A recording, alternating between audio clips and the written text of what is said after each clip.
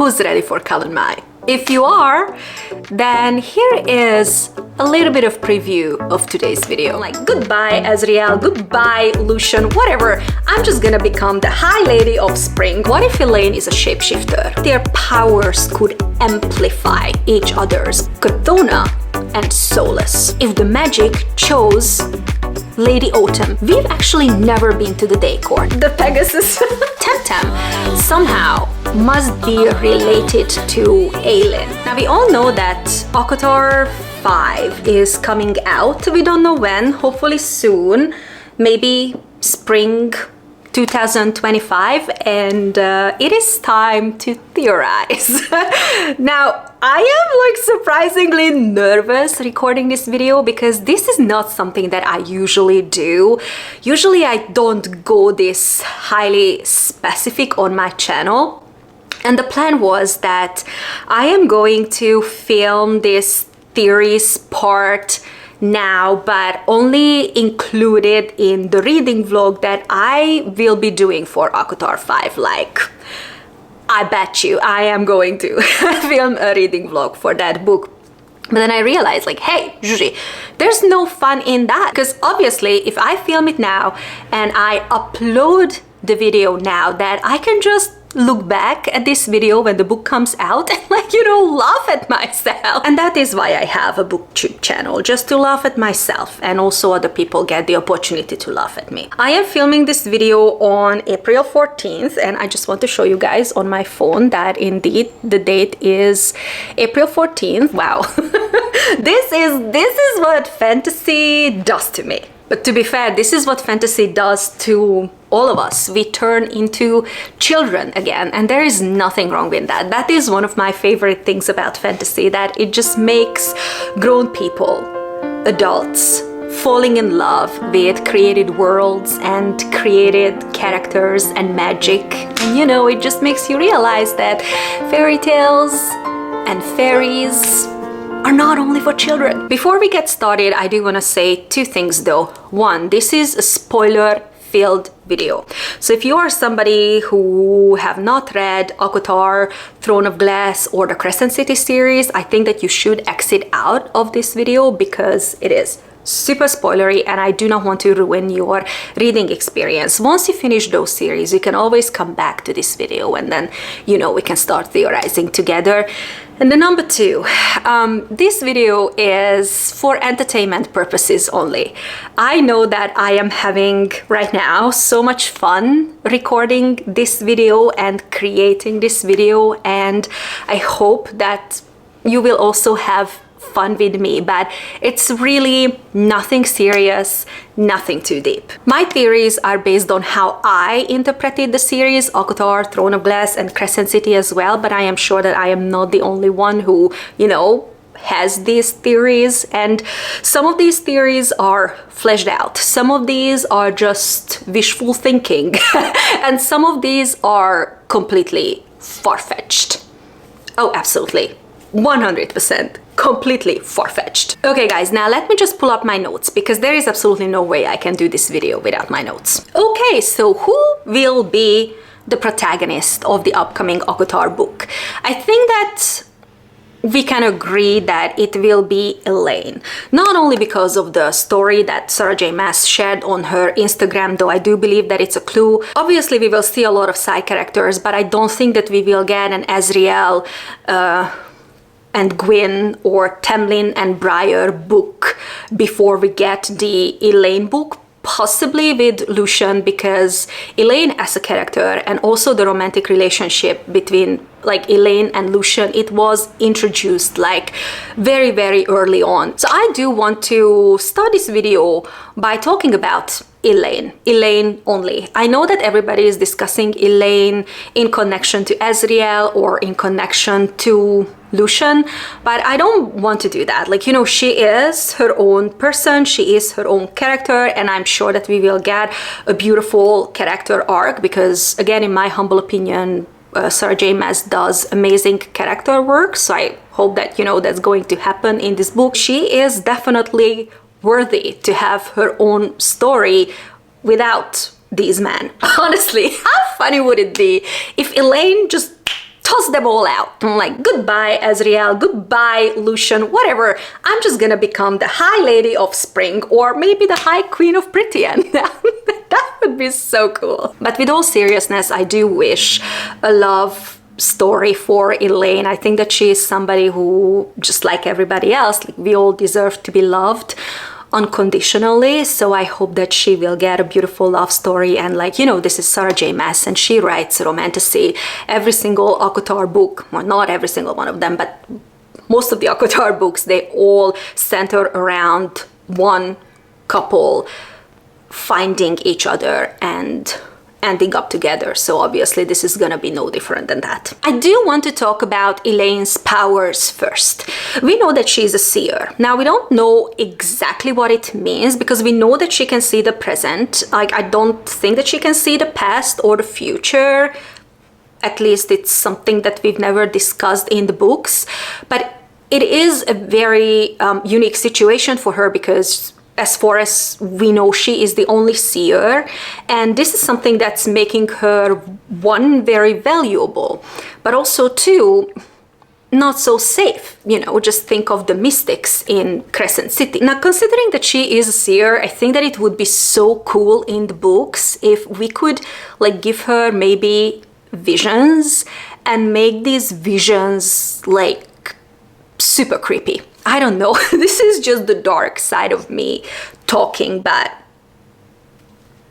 I think it would be super cool and like something different. What if, and this is just a question, what if Elain has life and earth powers? Like, for example, when it was in Akawar, when they had their father's funeral, Feyre said that Elain was able to find flowers where they don't grow, and then use that flower on their father's body before Feyre set the body on fire. That was really interesting to me that that was mentioned. Also, we kind of know that plants attack Elain. In one of the extra chapters in A Court of Silver Flames, there is this one scene when Feyre mentions that she had to plug out rose thorns from Elain's hand. I think that it would kind of make sense that the cauldron gave Nesta death powers because, like, you know, Nesta took it, but because the cauldron loved Elain so much, and apparently the cauldron still loves Elain, what if the cauldron granted her life powers? That would be a pretty nice contrast, I think. And also, and I know that this is gonna be a little bit far-fetched, but not completely, what if Elain is a shapeshifter? Maybe she doesn't know that yet, maybe she just feels it, but what if it's true? Because in the connecting book, what was that? A Court of Frost and Starlight, when they are at the dinner table and Amren is speaking about, like, you know, her fae body, and then Elain starts asking her about, like, you know, why a fae body? Like, do you have any other forms? Why did you choose a fae body? And then Amren mentions, like, why are you asking these questions, girls? There is no way back to humanity. Like, you cannot be a human again. And when I read that sentence, I was like, oh, this is interesting. Maybe, like, Elain is trying to figure out a way to become human again, but maybe it's not about that. Maybe she's thinking about what other forms she could take. Because also in the book, there are many, many descriptions when they are mentioning that she is the fawn. And maybe shape-shifting will be one thing that will connect her to the Spring Court, because the only original shapeshifter in the story so far is Tamlin. So that's interesting to me. And also we know that there are so many things that connect her to the Spring Court. She is a gardener. When people describe her smell, like for example specifically in Nesta, Court of Silver Flames, then she says that my sisters smell jasmine, honey, the promise of spring. Or again, when she stabs the King of Highburn, then Feyre again sees this painting and she says that Elain, the creature of light with spring and blooming flowers behind her back, like, you know, stabbing the darkness. So based on this, everybody is making the connection between Elain and the spring court, and it makes total sense. Like, you know, also the drawer that Feyre painted, you know, the flowers, the blooming flowers for Elain. I don't know what court she's going to end up in. Is it the day court? Is it the spring court? Maybe, you know, we just don't get it, and simply the blooming flowers just represent her as the gardener and not necessarily the spring court. So I don't know what's actually coming for her, but I guess that what makes sense at this time is that her story will unfold in the spring court. And I don't know how she's going to end up in the spring court, maybe through recovery efforts. I'm going to talk about this later on in the video, but I think that we're gonna get at least a little bit of spring court when it comes to her. Also, they keep mentioning in the book that Elain is very, very quiet, and it's very easy for her to sneak around, and they describe her almost like spy-like. And I just keep thinking that this is something that's going to have a significance in our story, because maybe she's going to steal something. What that's gonna be, I have no idea. Is it that little bone or the onyx box that we know that Koschei has? Also, we know that when it comes to the Archeron sisters' relationship with their parents, we know that Elain had an amazing relationship with their father, and Elain actively listened to their father when he talked about business and when he talked about investment.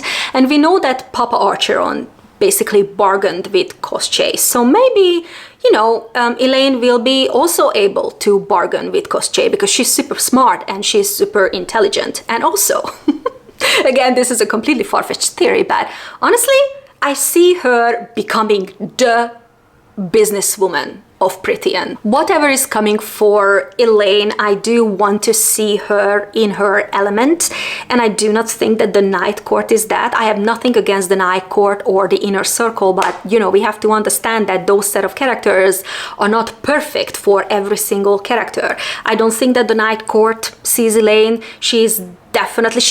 I cannot say that she's definitely not happy, but she doesn't seem very happy, and again in her element there. And I want to see her interacting with other sets of characters and in other courts so that we can see who she truly is. Okay, now let's talk about the romantic relationship that I personally believe will unfold in this book. If you've been around for a while, then you know that Lucien is my bae. Lucien is my favorite character. I am 100% biased. I cannot deny it. I just want more Lucien, and I definitely want more Elain, and I want them together. So I kind of, like, you know, hope that it will be their book before we get the books of all the other characters and all the other romantic relationships. And with all honesty, guys, I mean, we know, because Sarah J. Maas said it herself, that autumn males have fire in their blood, and they like that too. So I don't know why you wouldn't want to see that. But also, when it comes to Lucien, you know what is the song that I immediately think of when I, like, read anything about him? It's Fuel by Metallica. And I'm like, give me fuel, give me fire, give me all that I desire. I personally believe that Elain and Lucien are endgame. I am going to talk about, or like touch on, Elain and Azriel later on in the video, but I personally believe that it is Elain and Lucien who will end up together, and I believe that the romantic conflict in the book will be about choice. Because I know that Elain and Lucien, like, you know, they have a little bit of tension going on, and Elain said in ACOTAR when she was talking to Grayson that I do not belong to anybody, but my heart belongs to you. So I guess that Elain is, you know, struggling with the concept of mate and a concept of fate, because the cauldron chose for her. It was not her choice. And I think that in the book we will tackle, like, you know, when you find your soulmate, is it about fate, or is it about choice, or is it about both? And I do believe that we will come to the conclusion that it is about both, because I think that Lucien needs Elain to choose him.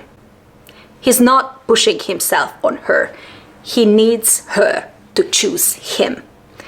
And I think that that's what the entire book will be about as far as the romantic relationship goes. If we base everything on like calls to like, because this is something that we always hear in the ACOTAR book, right? Then here is my little list why I think that Elain and Lucien are perfect for each other, and there is a reason why they are mates. We know that they both had to deal with the loss of their first love. Lucien thought that Jasminda was the forever for him, and Elain thought the same about Grayson, and then because of different reasons, but you know, they didn't end up with the ones that they chose for themselves. But this is not the only thing that they share, obviously. Like when it comes to Elain and Lucien, I think that they are both underappreciated and they are overlooked, never wanted, never needed, and nobody really expected anything big or ambitious from them or for them. They both see more than an average person, not only because Elain is a seer, but also Lucien said that his metal eye is able to see through glamours. I don't know how this works, because I don't understand how he wasn't able to see through Feyre's glamour in ACOTAR, but whatever, I don't know the details yet.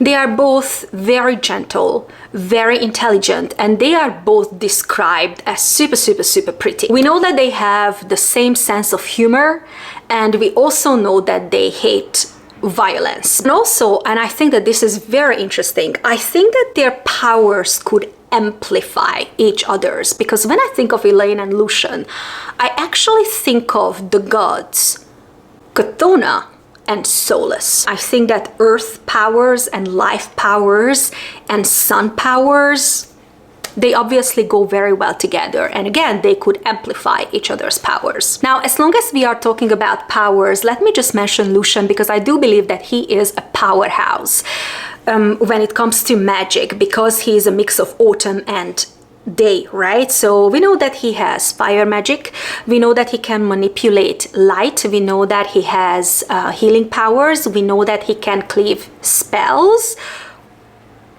and he is, like, again, super smart and super intelligent, just like Elain. So I think that he is actually super powerful. He is just hiding it because he is afraid. I am kind of like 100% sure that he knows that something is like not okay with him, in a sense that he never fit with the Autumn Court. Maybe he suspects that his father is not Baron. I think that so far Lucien and Elain have been apart in the books because, one, Sarah J. Maas needed to set up tension, and that's what she's been doing in the past couple of books. And I also think that when it comes to Lucien's character, like, you know, he's staying away because, one, he doesn't want to force Elain into anything, and also, just like I said, he needs Elain to choose him. That's one thing.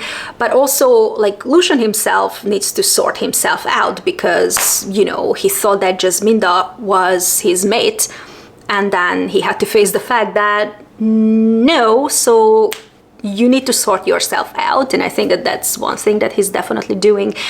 And also, like, I don't think that he thinks that he could keep Elain safe, because again, her powers are super, super unique, and he probably thinks that he cannot protect her, and she is the safest while she is in the Night Court with Rhysand and Feyre and Nesta and with all the other characters. We will probably get an answer why Elain is so withdrawn when Lucien is there. I kind of think that it is because they have a bond, and maybe Elain is not able to fool Lucien. Like, you know, she's not able just to put on a pretty smile and then everything is all right, when it's not.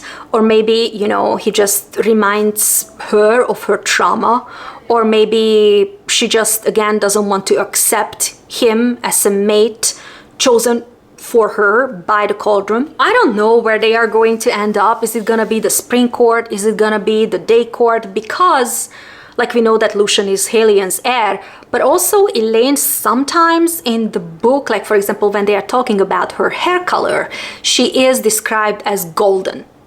And gold is definitely connected with the day court and with Helian, so I don't know.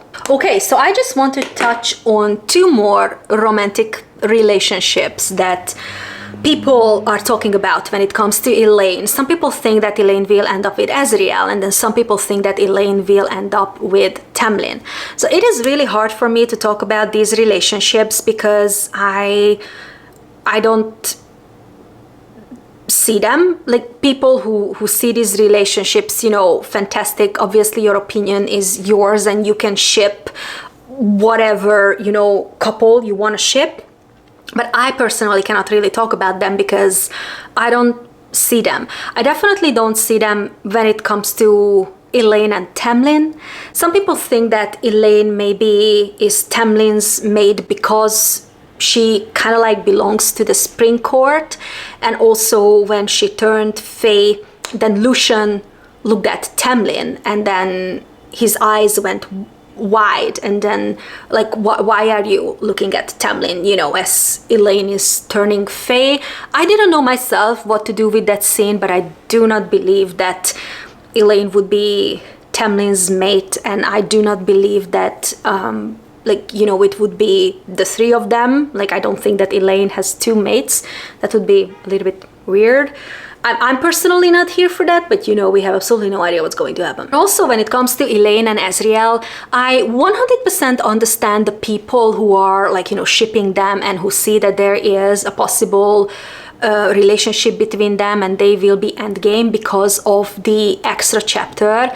And I have absolutely nothing against Azriel. I think when it comes to the characters, definitely the Night Court characters or the Inner Circle characters, I think that Azriel is one of the most intriguing, most fascinating character. And also I want to know a little bit more about Mor, but we will get to that later on in the video.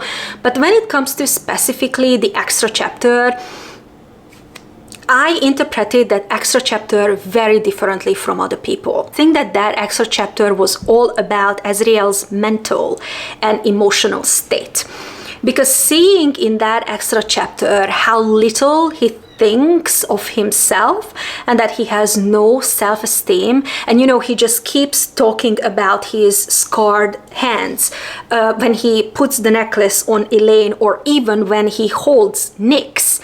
That's all that he sees, you know. And I think that now that both of his brothers, you know, found their happy endings and they have a family and they have a home and he doesn't, he kind of yearns for that. Like, that was my understanding reading that extra chapter. And I do hope that he will find his happy endings, and I do believe that Azriel and Gwyn as an endgame, definitely they were foreshadowed in that extra chapter. And I kind of think that, and this is why I feel so bad for Azriel's character, because I feel that Sarah J. Maas just used him to create tension between Elain and Lucien, and also maybe to play the fandom a little bit, because Sarah J. Maas is a businesswoman, you know, she has to sell books, and I think when it comes to, like, for example, this tension between Elain and Lucien and how she used Azriel, I think that there was a reason behind that. And we also know that Elain doesn't have the womb to carry Illyrian babies, and babies and motherhood are very important for Sarah J. Maas, so you know, that's just one thing I wanted to mention. And also the blood jewel, because like everybody is waiting for a blood jewel between Azriel and Lucien. I would be very surprised if that happens. I see absolutely no chance for that, but I do think that the blood jewel was mentioned for a reason, obviously, and I think that we will get a blood jewel, but not between Azriel and Lucien, but maybe between Helian and Baron, maybe between the Lady of Autumn and Baron. Okay, and now let's discuss the plot, and I think that this is easily the most far-fetched section in the entire video. So where the plot is gonna go? Well, God, I have so many questions. So when I read A Court of Silver Flames, again I thought that I know exactly where the next book is gonna go. There was a lot of Spring Court and there was a lot of Tamlin talk in that book, because they just kept mentioning like how weak the Spring Court is, and you know, we got to meet Tamlin, who is not in a really good mental state. And also they mentioned that, for example, if the Autumn Court wants to gain territory, then maybe they can just invade the Spring Court. So there was a lot of talk about the Spring Court and Tamlin. So I was like, okay, we are definitely setting up the next book, and we know that Lucien is supposed to station in the Spring Court, because that is what Ezreal wanted, right? He told Rhysand to station Lucien in the Spring Court now permanently. And I don't know how Elain is going to end up in the Spring Court, again, maybe through recovery efforts, because we know that a High Lord's power is supposed to keep the season alive in the seasonal court, and now we know that Tamlin is not doing very well, and he's not taking care of the court, or he's not able to take care of the court. So we all know that spring has began to decline. And also, I don't know too much about Kalan Mai, but you know, it was mentioned in the books multiple times that Kalan Mai is very, very important in spring because of the crops. Because of the crops. Oh my god, Tamlin, what are you hiding? Whatever court we will get in this upcoming book, I'm just kind of hoping for a change of scenery, because we spent so much time in the night court and with the inner circle, and I am ready, you know, to go to the day court, to go to the winter court, and maybe even to go back to the spring court. We've actually never been to the day court. We've been to any other course if you really think about it, but never the day court.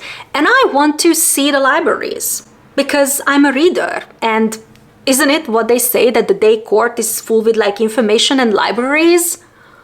I want to see that. Let's go there. Let's have a research project and go to the day court and have some research in the libraries. And I want to see more of the mortal lands in the continent. I think that it is time for us, you know, to expand a little bit when it comes to the ACOTAR world. And I think that, well, mostly Lucien, but Lucien and Elain, they are kind of connected to these territories. Let's discuss the villain of the upcoming book. And I think that it's not gonna be Koschei in this book. I think that he is like the ultimate villain in the books, but I don't think that in this particular book, in the upcoming book, he will be the villain.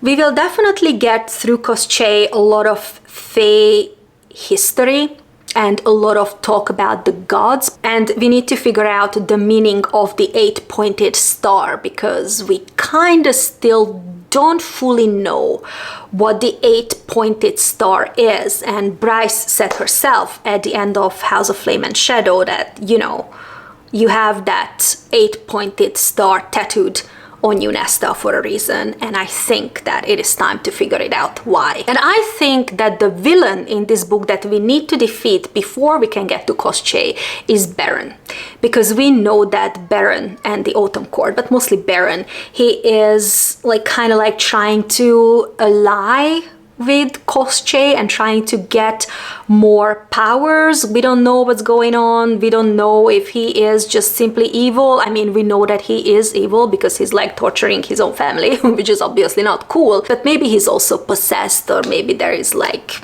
you know, a combination of both. We have no idea, but I do think that the main villain in this book will be Baron, and we need to get rid of Baron, and we will get a new High Lord. Maybe it will be Ares, but how awesome would it be if the magic chose Lady Autumn?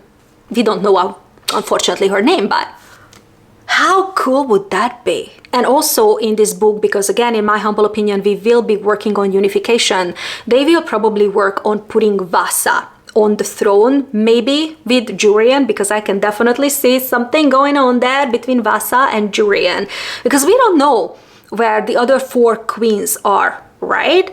So maybe it is time for a single queen, and that could be Vasa, and she could represent the mortal lands when it will come to that ultimate fight against Koschei. Also, based on what we read in House of Flame and Shadow, I kind of expect a lot of mother talk in this book, but not necessarily like the mother, the god, but as like, you know, getting to know the Archeron sisters' ancestry. Because what if, one way or another, Papa Archeron, he was or he is from a Fae bloodline, and maybe that's why he was able to bargain with Koschei to release Vasa, because we know that Koschei was imprisoned at that lake in the mortal lands by a female Fae warrior, and her bloodline still runs in Prythian. And they said Prythian, and Prythian is not only the 7 courts. Prythian has that little strip of mortal lands as well. So that was actually interesting to me. If it's not Papa Archeron, then, you know, is it connected to Helian's bloodline? Is it connected to Mor's bloodline? Because we know that Mor's family ruled the Night Court before the Rift. Also, as long as we're talking about like history and ancestry, I also want to know a little bit more about Ezreal's heritage, because we know that when it comes to his shadows are more snake-like. It's not like Rhysand's shadows. And also, we know that he teleports, that he doesn't Vino. So we kind of like know now that he is probably from the Dusk Court, because he is similar to the Velen Fae and not necessarily to the Night Court Fae. Also, I just want to point this out, that we are still missing Narben, Amaranta's sword that she just chugged in the ocean. Allegedly, we don't know where the sword is, but this sword is able to kill the unkillable. So is it possible that we could use this sword against Koschei?